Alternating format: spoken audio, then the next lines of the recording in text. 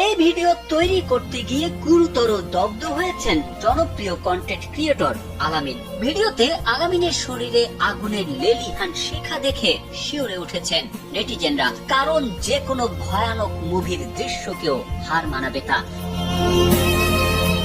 শুক্রবার একটি পুকুরে মাচা বানিয়ে আগুন পোহাতে পোহাতে গোসলের দৃশ্য ধারণের চেষ্টা করছিলেন আলামিন। কন্টেন্টের অংশ হিসেবে তিনি পানিতে পেট্রোল ঢালেন, তবে নির্ধারিত পরিমাণের চেয়ে বেশি পেট্রোল ঢেলে ফেলায় আগুন একসময় নিয়ন্ত্রণের বাইরে উঠে যায়। মুহূর্তেই তার শরীর দগ্ধ হতে শুরু করে। তার সহকারীরা জানান, আগুনের তীব্রতা বুঝতে পেরে তিনি দ্রুত পানিতে ঝাঁপ দেন, তারপরও রক্ষা পাননি।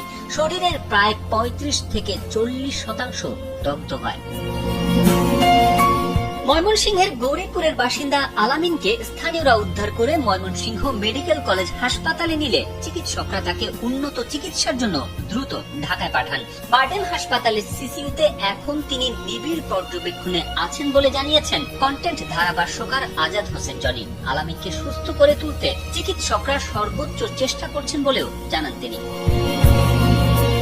আলামিনের সহকারী সুবল চন্দ্র অধিকারী বলেন, ওনার অবস্থা খুবই খারাপ, দেশবাসীর কাছে দোয়া চাই। দুর্ঘটনার খবর ছড়িয়ে পড়ার পর সবাই সোশ্যাল মিডিয়ায় তার জন্য দোয়া করছেন।